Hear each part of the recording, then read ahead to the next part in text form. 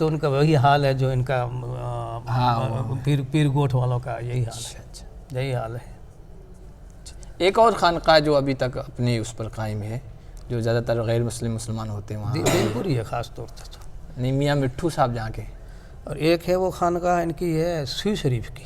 Save شریف کی. یہ جو سید حسن رحمۃ اللہ علیہ جن کو اللہ کے ایما پہ ان کو سید راشد صاحب نے جن کو خلافت دی تھی وہ سوئی شریف کے. اچھا حضرت سید احمد شہید رحمۃ اللہ علیہ نے یہ حر مجاہدین تو پہلے سے لڑ ہی رہے تھے. پھر ان کو وہاں جو لے تو سید شمیر وہاں انہوں نے بڑا تعاون دیا, مالی تعاون بھی دیا, اپنی فوج بھی انہوں نے ساتھ کر لی. مولانا کے سید احمد شہید رحمۃ اللہ علیہ کے ارمان اسماعیل شہید صاحب رحمۃ اللہ علیہ ان کے حوصلے بلند ہو گئے.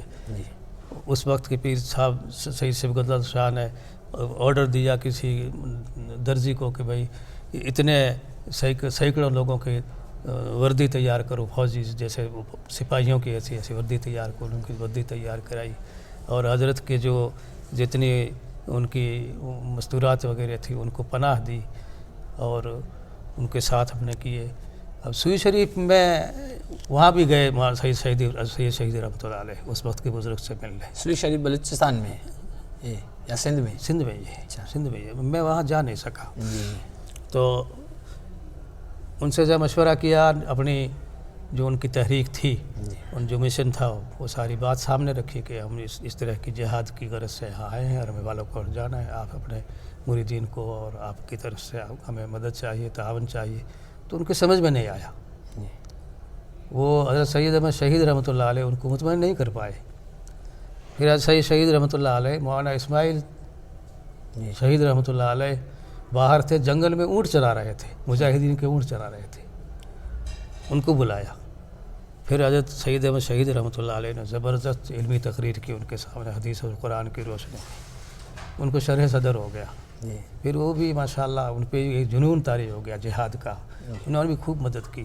لیکن اللہ کا کرنا ایسا ہوا کہ حضرت سید احمد شہید رحمۃ اللہ علیہ سے چند مہینے پہلے پیر صاحب وغیرہ جو سید صبغت اللہ تھے ان کا انتقال ہو گیا. اچھا سارے حضرت سید شہید رحمۃ اللہ علیہ کے خطوط ہیں, اردو میں بھی ہے, فارسی میں ہے, جو ان کے نام لکھے گئے ہیں. بڑے القاب لکھ کر کے ان کا لکھا ہے. ان کو ایسے خطاب کیا ان کو بڑے القاب کے ساتھ. اور پھر یہ بھی کہا ہے کہ جہاں آپ رہو میرے اہل خانہ سب آپ کے گھر پہ رہے, اور اگر کوئی ایسی نوبت آ جائے کہ شہادت کی نوبت آ جائے, ہماری زندگی اسی سفر میں پوری ہو جائے تو میری مستورات وغیرہ کو آپ مکہ مدینہ پہنچا دیں. اتنے ان کے آپس میں گہرے مراسم تھا, ایک دوسرے کا اعتماد تھا. دونوں وہ بھی سادات تھے, بھی سادات تھے ماشاءاللہ.